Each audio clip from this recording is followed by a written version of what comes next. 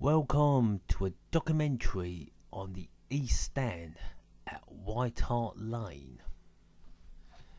Now, of course, White Hart Lane, the old ground of Tottenham Hotspur Football Club, is to be demolished to make way for a new 60,000 plus all-seater stadium, state of the art.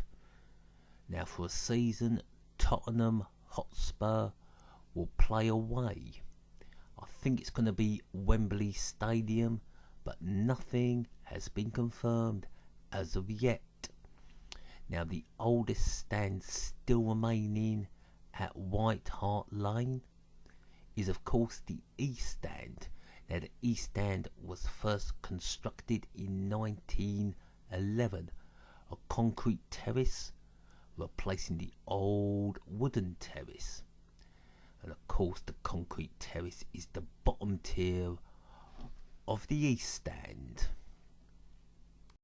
1934, and the expansion of the East Stand has begun.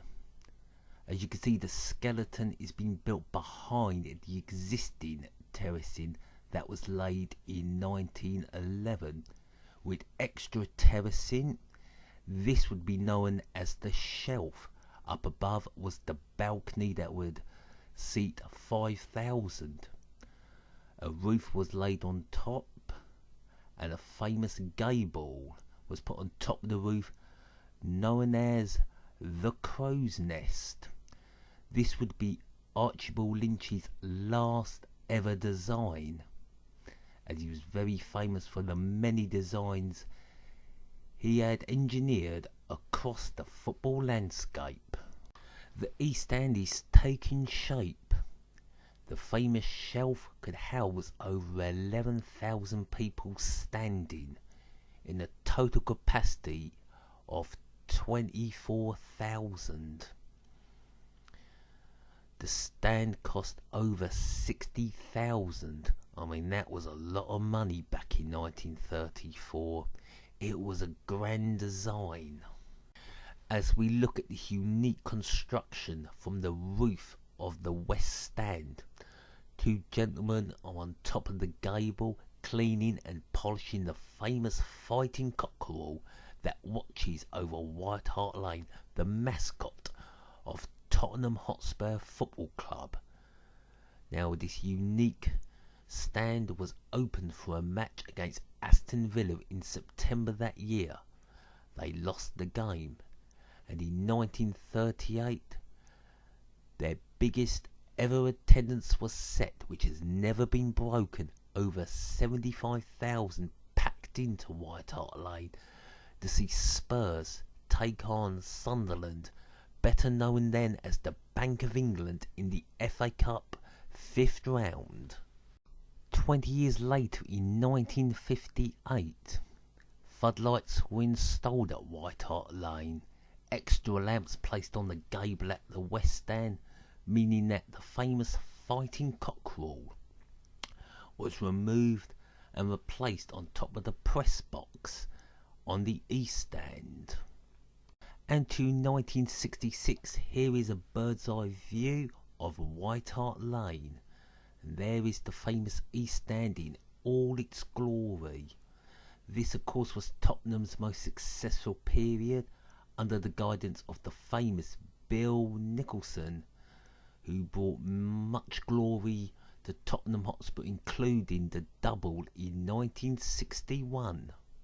Another image of the East Stand from 1971, as Tottenham played their arch rivals Arsenal.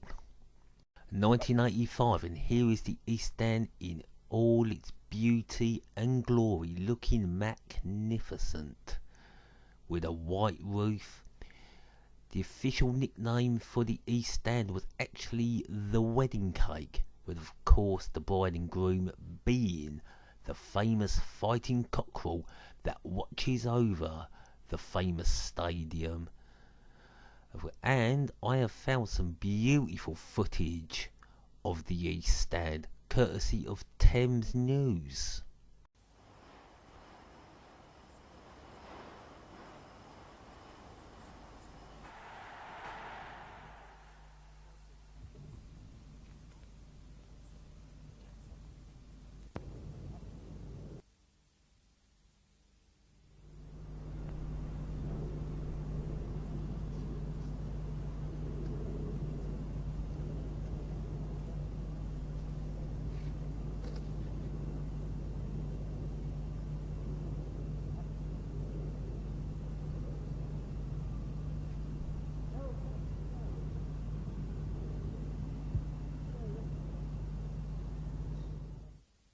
In 1988, work started on the East Stand to refurbish it.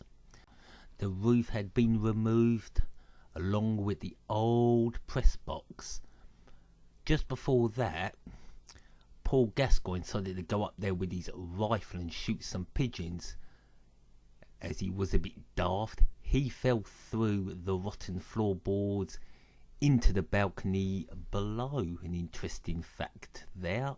Work was delayed due to planning permission, and supporters who stood on the shelf formed a group called Left on the Shelf, LOTS. They thought, we're being removed for yuppie supporters, where the executive boxes was going to replace the shelf. The cost of this stand was going to be at 4.8 million, a very, very costly stand. Now, Spurs thought they were going to recoup the money through the executive boxes.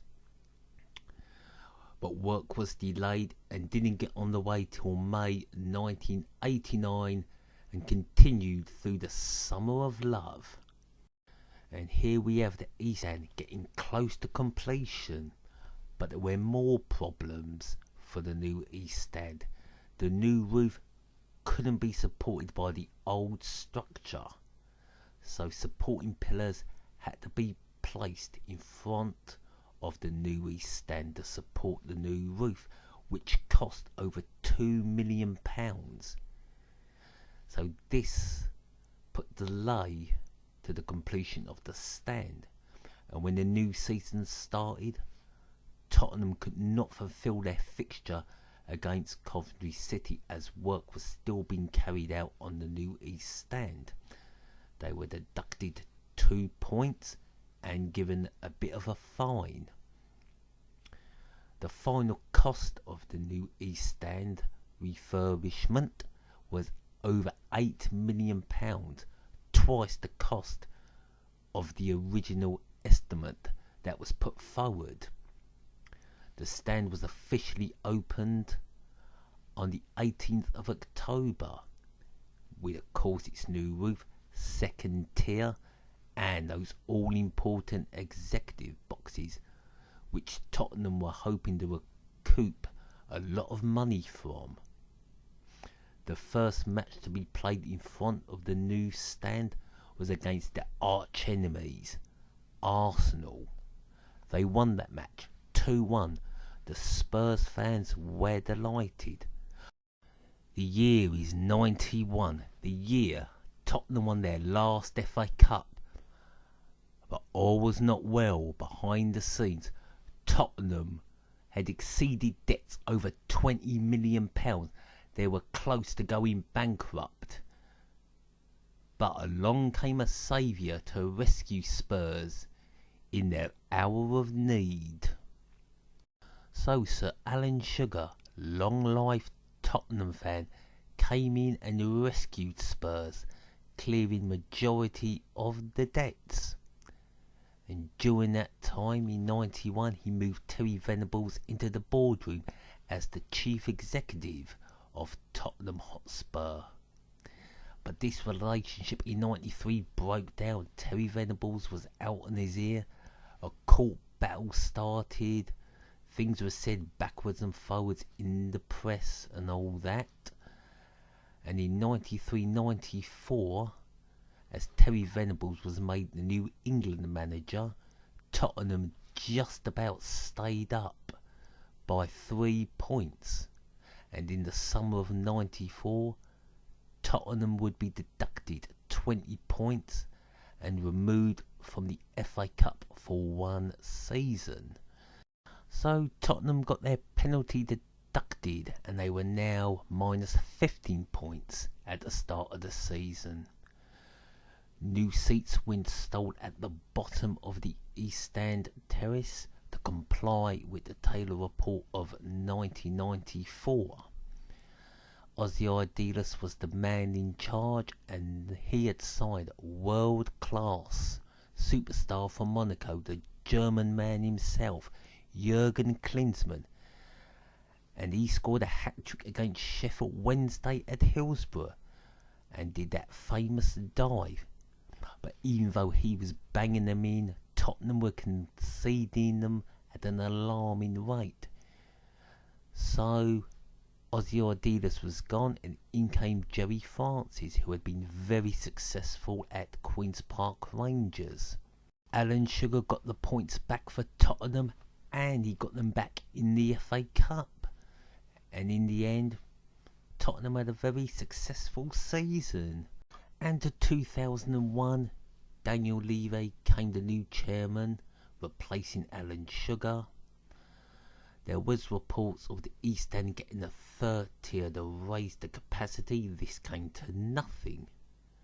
And then the new Olympic Stadium was being built, which Tottenham wanted to purchase and then demolish and rebuild.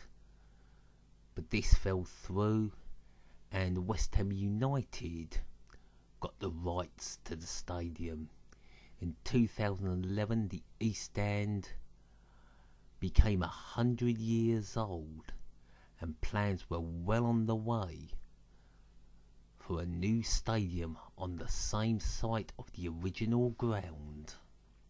And so in 2016, work started on the new stadium at White Hart Lane. So the East End has stood at White Hart Lane for over 160 years. But by the end of this year, it will be gone, consigned to the history books. And that ends our story. I'd like to say thank you very much for watching. Please like, please share, and goodbye.